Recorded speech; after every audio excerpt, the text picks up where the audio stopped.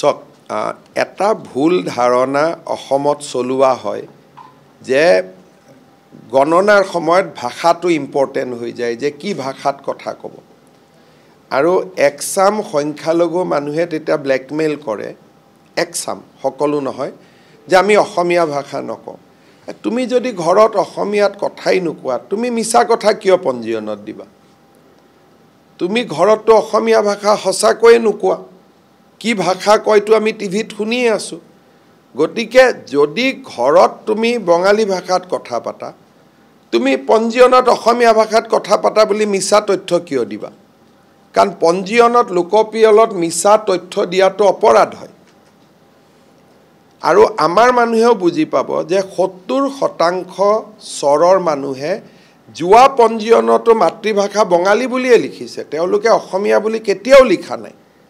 30% অসমীয়া বুলি লিখে তাৰ ভিতৰত অসমীয়া ভাষী মুছলমানৰ সংখ্যা আটাইতকৈ বেছি যাক আমি ইন্ডিজেনাস মুছলিম বুলি কওঁ দেশী গৰিয়া মৰিয়া জলহা তেওঁলোকে অসমীয়া বুলি লিখে কিন্তু ইমিগ্ৰেন্ট মুছলিমে তেওঁলোকে সদায় বঙালী বুলিয়ে লিখি আহিছে নতুনকৈ ইয়াত থ্ৰেটনিং দিবলগীয়া একো নাই যে আমি বঙালী অসমীয়া নিলিখো বুলি আনকি আমাৰ আব্দুল খালেকৰ দৰে বিধায়কেও তেওঁলোকে মিয়া ভাষা বুলিয়ে লিখিছে জুৱা পঞ্জীয়নত গতিকে এইটো লৈ হিমন্ত বিশ্ব শৰ্মা বা অসমীয়া জাতিক ভয় খুৱাবৰ কাৰণে চেষ্টা কৰিব নালাগে বৰঞ্চ মই আবেদন জনাইছো যে আপোনালোকে নিজৰ যি ভাষাত গৰত কথা পাতে সেই ভাষা লিখক মিছা কথা কেতিয়াও লোকপিয়লত নিদিব লোকপিয়লত মিছা তথ্য দিলে জেল হয় গতিকে ঘৰত যদি বঙালীত কথা পাতে আপুনি কিয় অসমীয়া বুলি লিখিব কিন্তু অসমীয়া ভাষা আমি জীয়াই থাকিম তেওঁলোকৰ ওপৰত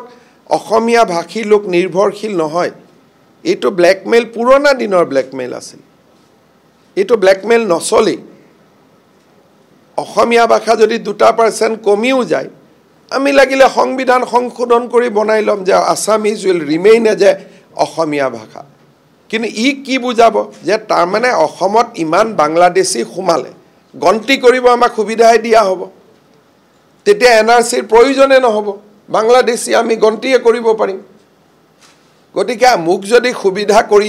দিয়ক মই ধন্যবাদ জনাইছো এবিএমসিক যে বাংলাদেশী কাউন্ট কৰাৰ নতুন ৰাস্তা এটা দিব খুজিছে ভালে হ'ব এটোলৈ কি অসুবিধা আছে গতিকে এইবিলাক ভয় বিজেপি চৰকাৰে নাখায় হিমন্ত বিশ্ব শৰ্মাই নাখায় এভিকশন চলি আছে চলি থাকিব সিম্পল কথা